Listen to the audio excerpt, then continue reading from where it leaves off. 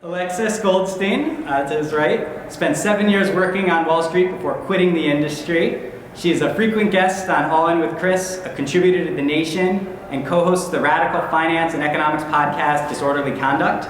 Alexis also is highly involved with Occupy Wall Street, co-writing the 325-page comment letter on the Volcker Rule with Occupy the SEC, which just had over hundreds of references in the Volcker Rule legislation that just passed the Fed. So yeah, I mean, it's just remarkable.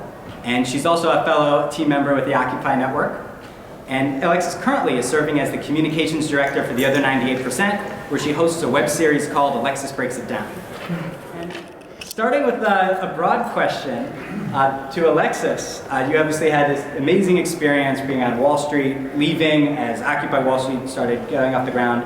And the first time, I think I was definitely not alone in this experience, but you were one of the first occupiers we really saw really make it big in terms of just online video even, when you were on Democracy Now! Explaining the Occupy the SEC report.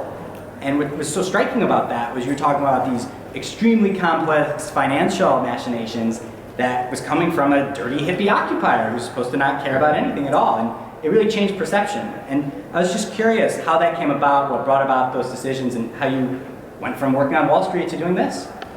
Well, thank you for the intro, and thanks guys for coming.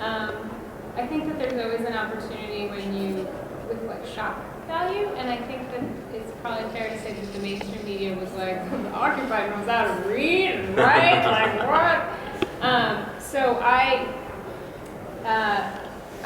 out of college, like went straight to Wall Street, spent 7 years there, and was pretty miserable pretty much the whole time.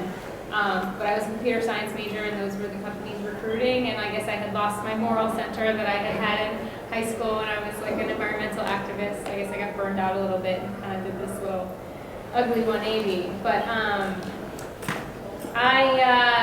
I guess the kind of maybe, there isn't like one white light moment, but if there were to be one, it was around TARP, when I remember being like, wow, people are going to be really pissed off about the bailout.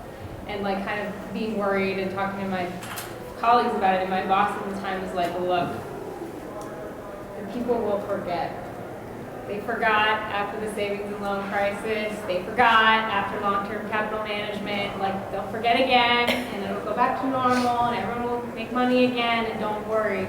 And I just remember being really not okay with that, and you know, I was miserable anyway, so I sort of started plotting my escape, but I quit in 2010, and then a year later Occupy happened, and I really felt like I had been trying to like find my way back to kind of my activist roots, and Occupy really gave me the opportunity to do that.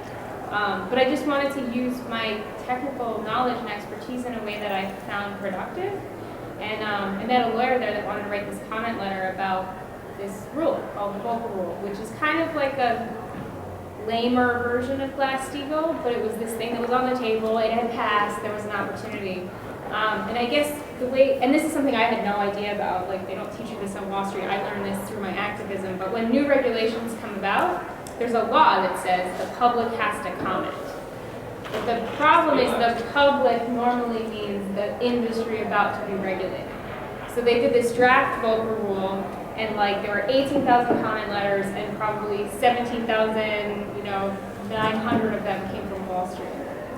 But we wrote this one trying to be like, here's the loophole, here's the loophole, here's the loophole. And so it was me and this other woman named Caitlin Klein, who used to trade credit default swaps, who now works at a reform group called Better Markets, a lawyer named Akshat Tiwari, and a few other people. And we just nerded out and had a book club and read this like boring rule, but it was actually like fun, and I'm sincere in saying that, and I guess that made them a more person. But so, and we, we go to the GA and announce our meetings and all of that, and obviously nothing we did was like endorsed by Occupy Wall Street, but we certainly talked about it, and I was in the park a lot, and so I guess the reason that we got such press is just because of that like gap between expectation and reality, right? And there's nothing about, our group was particularly wonky, but like pretty much everyone I met at Occupy was fucking brilliant. And so it was like the media finally getting to know what I had known all along, what all my colleagues had known all along, what all my fellow occupiers had known all along. And I feel almost bad that I feel like we got all this credit, because I feel like there are so many other people who should have been put in front of the camera too. We just did this very extremely wonky thing. So it was kind of a nice media story, right? Ex-Wall Streeter, now Occupy Wall Streeter, and they just kind of ate it up.